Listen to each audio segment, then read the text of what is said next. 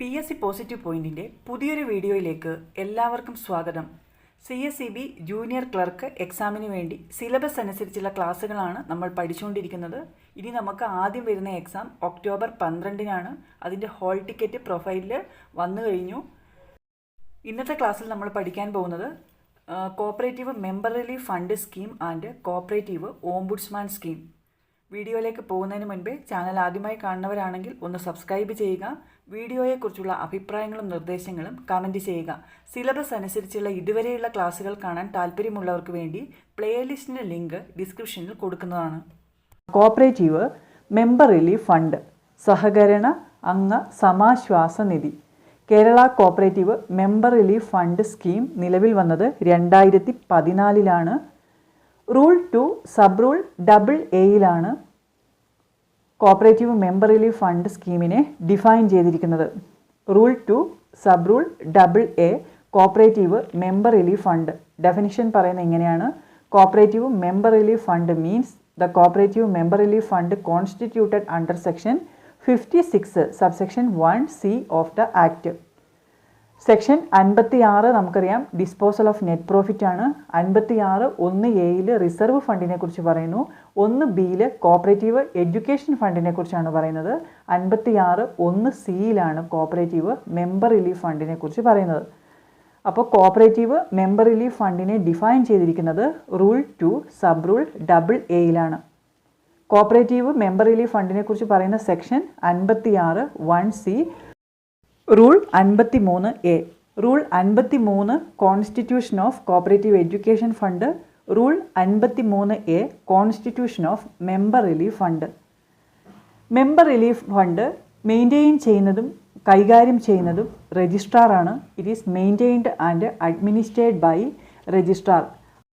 മാരക രോഗം ബാധിച്ച അംഗങ്ങൾക്കുള്ള സമാശ്വാസ ഫണ്ടാണ് Kerala cooperative member relief fund.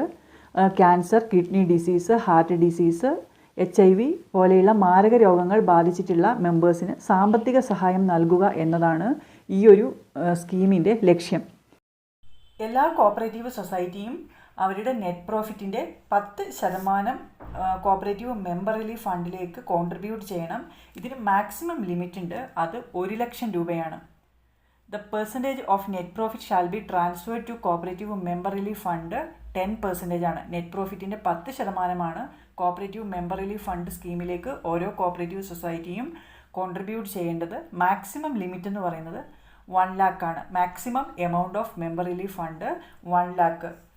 Every society having net profit shall set apart a sum calculated at 10% of the net profit subject to a maximum of ₹1 lakh as contribution to the cooperative member relief fund.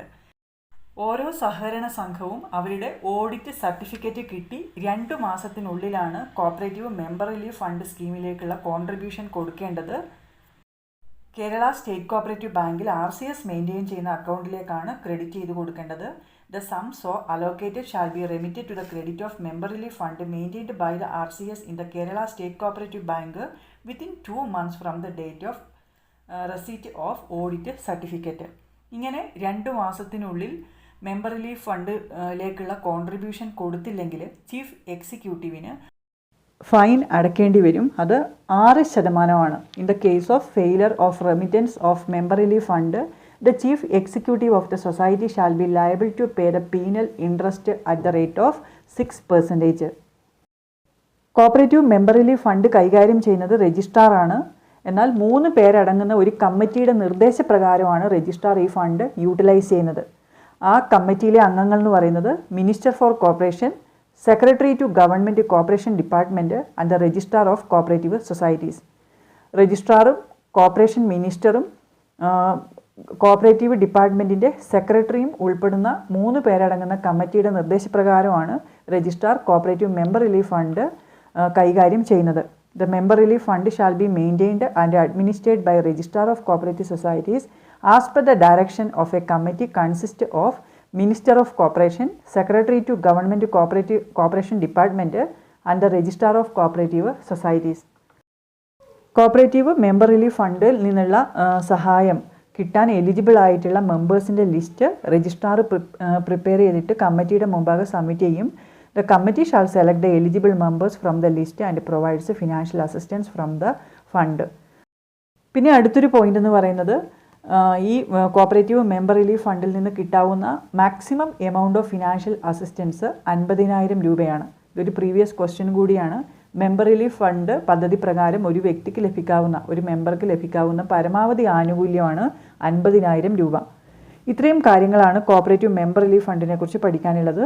Cooperative member relief fund scheme വന്നത് 2014 rule 53A section 56(1)(c) cooperative member relief fund സ്കീമിനെ കുറിച്ച് പ്രതിപാദിക്കുന്നത്. ഈ ഒരു fund സ്കീമിനെ define ചെയ്തിരിക്കുന്നത് rule 2 sub rule AA. മാരക രോഗം ബാധിച്ച സഹകരണ സംഘം അംഗങ്ങൾക്കുള്ള സാമ്പത്തിക ധനസഹായം നൽകുക എന്നതാണ് ഇതിൻ്റെ ലക്ഷ്യം.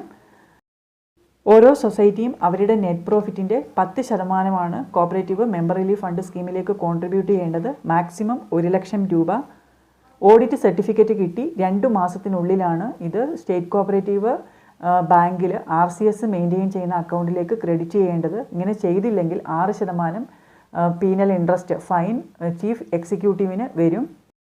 Corporation minister, corporation department secretary, RCS ഇങ്ങനെ 3 പേരടങ്ങുന്ന ഒരു കമ്മിറ്റിയുടെ നിർദ്ദേശപ്രകാരമാണ് രജിസ്ട്രാർ ഈ ഫണ്ടിൽ നിന്നുള്ള അസിസ്റ്റൻസ് കൊടുക്കുന്നത്. Maximum amount of financial assistance എന്ന് പറയുന്നത് 50,000 രൂപയാണ്. ഇതാണ് cooperative member relief fund scheme. അടുത്തത് cooperative ombudsman scheme 2010. Cooperative ombudsman scheme നിലവിൽ വന്ന വർഷം 2010. Banking ombudsman 1995. Cooperative ombudsman 2010. Cooperative ഓംബുഡ്സ്മാനെ അപ്പോയിൻറ്റ് ചെയ്യുന്നത് ഗവൺമെൻറ്റാണ്. KCS ആക്ടിൻ്റെ സെക്ഷൻ 69A കോപ്പറേറ്റീവ് ഓംബുഡ്സ്മാനെ കുറിച്ച് പ്രതിപാദിക്കുന്നത്. സെക്ഷൻ 69A അനുസരിച്ചാണ് ഗവൺമെൻറ് കോപ്പറേറ്റീവ് ഓംബുഡ്സ്മാനെ നിയമിക്കുന്നത്. കോപ്പറേറ്റീവ് ഓംബുഡ്സ്മാനെ ഡിഫൈൻ ചെയ്തിരിക്കുന്നത് section 2 subsection E(c) section 2 subsection E(c) cooperative ഓംബുഡ്സ്മാനെ ഡിഫൈൻ ചെയ്യുന്നത്. ഡെഫിനിഷൻ ഇങ്ങനെയാണ്: cooperative ombudsman means the person or persons appointed under subsection 2 of section 69A. Section 69A subsection 2 പ്രകാരം government constitute ചെയ്യുന്ന അല്ലെങ്കിൽ അപ്പോയിൻറ്റ് ചെയ്യുന്ന പേഴ്സൺ അല്ലെങ്കിൽ പേഴ്സൺസ് ആണ് കോപ്പറേറ്റീവ് ഓംബുഡ്സ്മാൻ. സഹകരണ ബാങ്കിംഗ് മേഖലയിലെ പ്രശ്നങ്ങൾ പരിഹരിക്കുക, പരാതികൾ പരിഹരിക്കുക എന്നതാണ് കോപ്പറേറ്റീവ് ഓംബുഡ്സ്മാൻ എന്ന സ്കീമിൻ്റെ ലക്ഷ്യം. The objective of forming Kerala Cooperative Ombudsman Scheme is to enable the redressal of complaints relating to deficiency in banking or other services rendered by cooperative societies dealing with the banking business. Banking business നടത്തുന്ന cooperative സൊസൈറ്റീസുമായി ബന്ധപ്പെട്ട കസ്റ്റമേഴ്സിനുള്ള പരാതികളൊക്കെ പരിഹരിക്കുന്നതിനാണ് cooperative ombudsman scheme കൊണ്ടുവന്നത്. ഓംബുഡ്സ്മാനെ appoint ചെയ്യുന്നത് ഗവൺമെൻറ്റാണ്. ഗവൺമെൻറ്റിൻ്റെ കൺട്രോളിൽ തന്നെയാണ് ombudsman പ്രവർത്തിക്കുന്നത്. The term of office of the Ombudsman shall be 3 years from the date of entering office or attaining 65 years whichever is earlier. Cooperative ഓംബുഡ്സ്മാൻ്റെ term of office എന്ന് പറയുന്നത് 3 വർഷം അല്ലെങ്കിൽ 65 വയസ്സ് ഏതാണോ ആദ്യമാകുന്നത് അതാണ്. The term of office of the Ombudsman shall be 3 years from the date of entering office or attaining 65 years whichever is earlier. Cooperative ഓംബുഡ്സ്മാൻ്റെ qualification എന്ന് പറയുന്നത് 10 years of bar practices and having experience in cooperative banking. Cooperative banking മേഖലയിൽ experience ഉള്ള 10 വർഷം bar practices ഉള്ള ആളായിരിക്കണം cooperative ombudsman. Cooperative ഓംബുഡ്സ്മാൻ്റെ secretary an officer not below the rank of deputy registrar. The secretary of ombudsman shall be an officer not below the rank of deputy registrar. Deputy രജിസ്ട്രാറുടെ റാങ്കിൽ കുറയാത്ത ഒരു officer ആയിരിക്കണം cooperative ഓംബുഡ്സ്മാൻ്റെ secretary. അപ്പോൾ government നോട്ടിഫിക്കേഷനിലൂടെ cooperative banking മേഖലയിലെ പ്രശ്നങ്ങൾ പരിഹരിക്കുന്നതിന് വേണ്ടി കൊണ്ടുവന്ന സ്കീമാണ് Kerala cooperative ombudsman scheme. The government may, by notification in the official gazette, frame a scheme to enable the redressal of complaints relating to deficiency in banking is called the Kerala Cooperative Ombudsman Scheme. ഓംബുഡ്സ്മാനെ appoint ചെയ്യുന്നത് ഗവൺമെൻറ്റാണ്. പ്രവർത്തിക്കുന്നത് ഗവൺമെൻറ്റിൻ്റെ കൺട്രോളിലാണ്. Cooperative ഓംബുഡ്സ്മാൻ്റെ കാലാവധി 3 വർഷം അല്ലെങ്കിൽ 65 വയസ്സ് ഏതാണോ ആദ്യമാകുന്നത്. കോപ്പറേറ്റീവ് ഓംബുഡ്സ്മാൻ്റെ സെക്രട്ടറി ഡെപ്യൂട്ടി രജിസ്ട്രാർഡ് റാങ്കിൽ കുറയാത്ത ഒരു ഓഫീസർ ആയിരിക്കണം. 2010 കോപ്പറേറ്റീവ് ഓംബുഡ്സ്മാൻ സ്കീം വന്നത്. The qualification of ombudsman is 10 years of bar practice and having experience in cooperative banking. KCS ആക്ടിൻ്റെ സെക്ഷൻ 69A അനുസരിച്ചാണ് government cooperative ombudsman scheme constitute ചെയ്തത്. Cooperative ഓംബുഡ്സ്മാനെ define ചെയ്യുന്നത് സെക്ഷൻ 2 സബ്സെക്ഷൻ E(CC)യിലാണ്. അപ്പം ഇത്രയും കാര്യങ്ങളുമാണ് കോപ്പറേറ്റീവ് ഓംബുഡ്സ്മാൻ സ്കീമിനെ കുറിച്ച് പ്രധാനമായും നമ്മൾ പഠിച്ചിരിക്കേണ്ടത്. ഈ ഒരു ക്ലാസ്സിൽ നമ്മൾ പഠിച്ചു കഴിഞ്ഞത് cooperative member relief fund scheme and cooperative ombudsman scheme.